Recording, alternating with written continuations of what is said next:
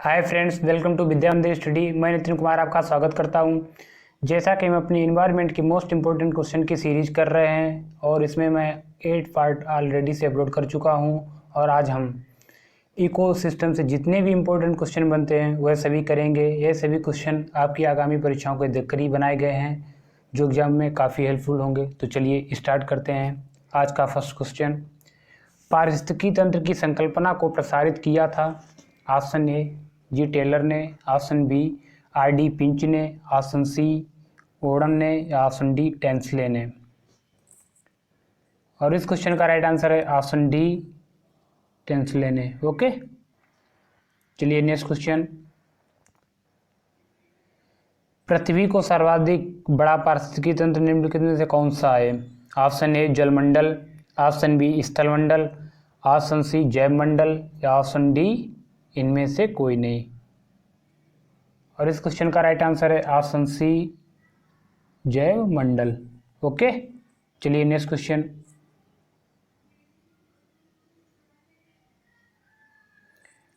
निम्नलिखित में से कौन सा एक कृत्रिम परितंत्र है? ऑप्शन ए तालाब, ऑप्शन बी खेत, ऑप्शन सी वन या ऑप्शन डी इनमें से कोई नहीं। और इस क्वेश्चन का राइट आंसर है ऑप्शन बी खेत। ओके, और ये जितने भी हैं तालाब वन ये प्राकृतिक हैं। ओके, चलिए नेक्स्ट क्वेश्चन, निम्नलिखित में से कौन सा पारिस्थितिकी तंत्र पृथ्वी के सर्वाधिक क्षेत्र पर फैला हुआ है? ऑप्शन ए मरुस्थलीय, ऑप्शन बी घास के मैदान, ऑप्शन सी पर्वतीय या ऑप्शन डी सामुद्रिक। और इस क्वेश्चन का राइट आंसर है ऑप्शन डी सामुद्रिक। टोटल के 71% पर फैला हुआ है। ओके, चलिए नेक्स्ट क्वेश्चन, निम्नलिखित में से कौन एक पारिस्थितिकी संतुलन बनाए रखने में मदद नहीं करता है? यहाँ पर थोड़ा ध्यान से देखिएगा, नहीं करता है ये दिया गया है। ओके, ऑप्शन ए वनों को काटना, ऑप्शन बी वन रोपण, ऑप्शन सी वर्षा जल प्रबंधन या ऑप्शन डी जैव मंडल भंडार। और इस क्वेश्चन का राइट आंसर है ऑप्शन ए वनों का काटना। ओके, चलिए नेक्स्ट क्वेश्चन, निम्नलिखित में से किस कार्य से पारिस्थितिकी संतुलन बिगड़ता है? ऑप्शन ए लकड़ी काटना, ऑप्शन बी सामाजिक वानिकी, ऑप्शन सी वन महोत्सव या ऑप्शन डी वनारोपण। और इस क्वेश्चन का राइट आंसर है ऑप्शन ए लकड़ी काटना। ओके, इसीलिए हम लोगों को पेड़ पौधे लगाने चाहिए और उनकी रक्षा करनी चाहिए, ना कि काटने चाहिए। ओके, चलिए नेक्स्ट क्वेश्चन, किसी निश्चित क्षेत्र में प्राणियों की संख्या की सीमा जिसे पर्यावरण समर्थन कर सकता है कहलाती हैं? ऑप्शन ए जनसंख्या, ऑप्शन बी वहन क्षमता, ऑप्शन सी जैव द्रव्यमान का पिरामिड या ऑप्शन डी इनमें से कोई नहीं। और इस क्वेश्चन का राइट आंसर है वहन क्षमता। ये वहन क्षमता क्या होती है? किसी भौगोलिक क्षेत्र के पारितंत्र में किसी जीवधारी की प्रजाति जो होती हैं उसकी अधिकतम जो जनसंख्या के रूप में परिभाषित की जाती है। ओके, जिसे उस पारितंत्र को संसाधन पोषण प्रदान करते हैं। ओके, चलिए नेक्स्ट क्वेश्चन, एक घास स्थलीय पारिस्थितिकी तंत्र के खाद्य श्रृंखला में विभिन्न घटकों का सही क्रम है? ऑप्शन ए घास टिड्डा मेढक सर्प, और ऑप्शन बी घास टिड्डा सर्प मेढक, ऑप्शन सी टिड्डा मेढक घास सर्प या ऑप्शन डी टिड्डा सर्प मेढक घास। और इसकी जो बिल्कुल सही सीरीज होगी वो है ऑप्शन ए। पहले घास होगी तो घास टिड्डा खाएगा, टिड्डा को मेढक खाएगा, मेढक को सर्प खाएगा, और आगे ऐसे चलती रहेगी तो सर्प को बाज खाएगी। ऐसे ही सिस्टम चलता रहेगा। चलिए नेक्स्ट क्वेश्चन, निम्नलिखित में से पारिस्थितिकी तंत्र का कौन सा एक जीवीय का एक संगठक नहीं है? ऑप्शन ए वायु, ऑप्शन बी वनस्पति, ऑप्शन सी जीवाणु या ऑप्शन डी जानवर। और इस क्वेश्चन का राइट आंसर है ऑप्शन ए वायु। ओके, जीवीय संगठक ऐसी जीवित वस्तुएं हैं जो एक पारिस्थितिकी तंत्र का निर्माण करती हैं, और ये जितने भी हैं वनस्पति भी, जीवाणु भी और जानवर भी एक पारिस्थितिकी तंत्र का निर्माण करते हैं, जबकि वायु नहीं करती। ओके, चलिए नेक्स्ट क्वेश्चन। खाद्य श्रृंखला में मानव है ऑप्शन ए एक निर्माता, ऑप्शन बी केवल प्राथमिक उपभोक्ता, ऑप्शन सी केवल द्वितीयक उपभोक्ता, ऑप्शन सी प्राथमिक तथा द्वितीयक उपभोक्ता। और इस क्वेश्चन का राइट आंसर है ऑप्शन डी प्राथमिक तथा द्वितीयक उपभोक्ता, क्योंकि मानव जो है वह शाकाहारी में भी आता है और मांसाहारी में। ओके, तो ये द्वितीयक उपभोक्ता दोनों भी उपभोक्ताओं में है। चलिए नेक्स्ट क्वेश्चन। पारिस्थितिकी तंत्र के घटकों में कौन उत्पादक घटक है? ऑप्शन ए गाय, ऑप्शन बी मोर, ऑप्शन सी शेर या ऑप्शन डी हरे पौधे। और इस क्वेश्चन का राइट आंसर है ऑप्शन डी हरे पौधे। ओके, क्या है? ऑप्शन डी हरे पौधे। चलिए नेक्स्ट क्वेश्चन। प्रथम पोषक स्तर के अंतर्गत आते हैं। ऑप्शन ए शाकाहारी जंतु, ऑप्शन बी मांसाहारी जंतु, ऑप्शन सी सर्वाहारी जंतु या ऑप्शन डी हरित पादप। और इस क्वेश्चन का राइट आंसर है ऑप्शन डी हरित पादप। ओके, प्रथम पोषक स्तर के अंतर्गत हरित पादप पेड़ पौधे आते हैं। चलिए नेक्स्ट क्वेश्चन। जैविक एवं अजैविक संगठकों के मध्य बिचौलिया का कार्य करता है, जो बीच का कार्य करता है वो कौन है? ऑप्शन ए परजीवी, ऑप्शन बी वियोजक, ऑप्शन सी उत्पादक या ऑप्शन डी उपभोक्ता। और इस क्वेश्चन का राइट आंसर है ऑप्शन सी उत्पादक। ओके, चलिए नेक्स्ट क्वेश्चन। पारिस्थितिकी निकाय में ऊर्जा का प्राथमिक स्रोत है। ऑप्शन ए किण्वन में उत्सर्जित ऊष्मा, ऑप्शन बी वनस्पति में संरक्षित संकरा, ऑप्शन सी सौर ऊर्जा या ऑप्शन डी इनमें से कोई नहीं। और जैसा कि सभी लोग जानते हैं प्राथमिक ऊर्जा का स्रोत क्या होता है? सौर ऊर्जा। ओके, चलिए नेक्स्ट क्वेश्चन।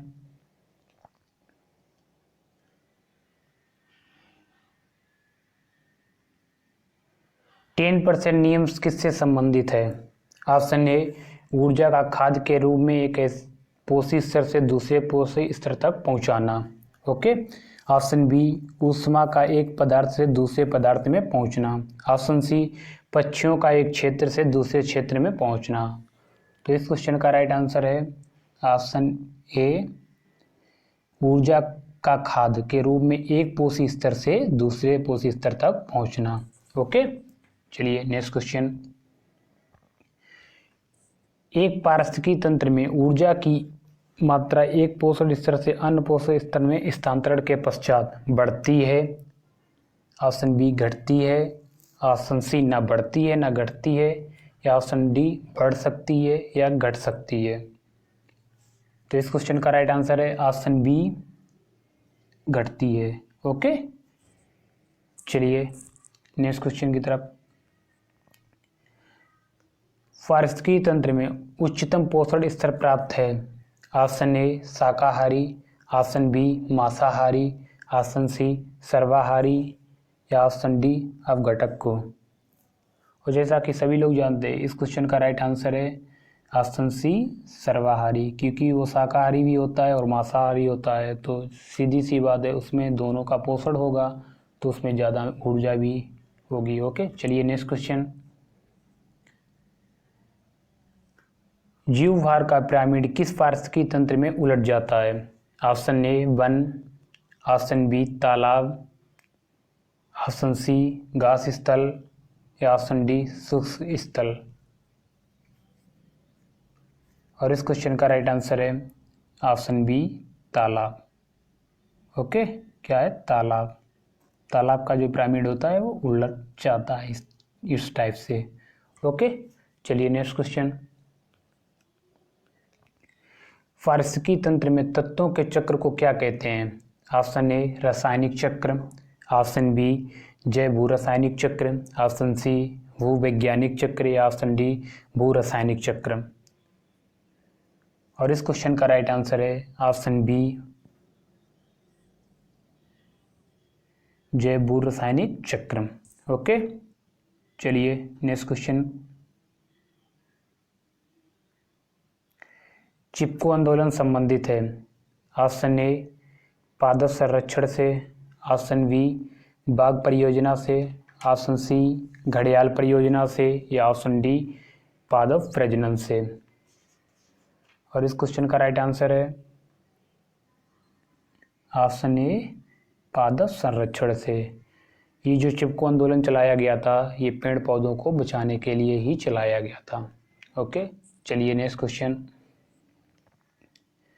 पारिस्थितिकी पदछाप के माप की इकाई है ऑप्शन ए भूमंडलीय hectare, option B nanometre, option C cubic tonne, या ऑप्शन डी इनमें से कोई नहीं। और इस क्वेश्चन का राइट आंसर है ऑप्शन ए भूमंडलीय हेक्टेयर। क्या है?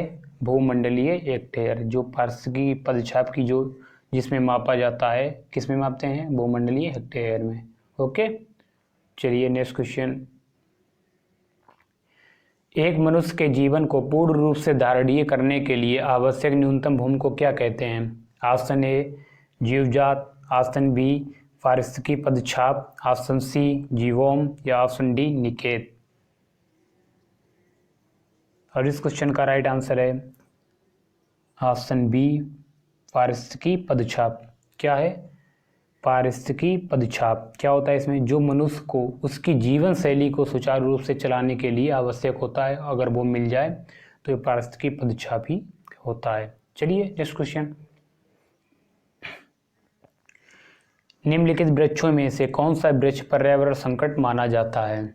ऑप्शन ए बबूल, ऑप्शन बी अम्लतास, ऑप्शन सी नीम, या ऑप्शन डी यूकेलिप्टस। और जैसा कि इस क्वेश्चन का सभी को आंसर पता होगा, और इस क्वेश्चन का राइट आंसर है ऑप्शन डी यूकेलिप्टस। पर अब डायरेक्ट क्वेश्चन ये नहीं पूछता है, ये पूछता है कि यूकेलिप्टस है ये किस देश से आया है।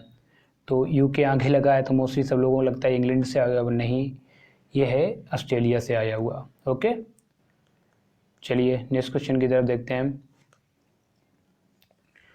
स्वच्छ जल समुदाय में लैंडिंग आवास का उदाहरण है।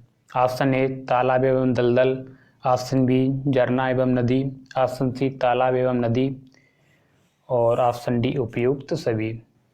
तो इस क्वेश्चन का राइट आंसर है ऑप्शन ए तालाब एवं दलदल। ओके, चलिए नेक्स्ट क्वेश्चन, और आज का ये अंतिम क्वेश्चन होगा। दो भिन्न समुदायों के बीच का संकरित क्षेत्र कहलाता है। Option A ecotype, option B ecotone, option C ecosphere, या ऑप्शन डी इनमें से कोई नहीं। और इस क्वेश्चन का राइट आंसर है ऑप्शन बी इकोटोन। ये क्या होता है? देखो, एक ये समुदाय हो गया ए, मान लीजिए ये समुदाय हो गया बी। ओके, और ये जो बीच का पार्ट है, ये जो दोनों के बीच में आता है, इधर का उधर उधर का इधर, तो इसे ही इकोटोन कहते हैं। चलिए आज का अपना वीडियो यहीं पर समाप्त होता है, और जितने भी क्वेश्चन इन्वायरमेंट से बनते हैं जल्दी मैं वो भी अपलोड कर दूंगा, और ये सीरीज अब अपने अंतिम में है। चलिए, थैंक यू।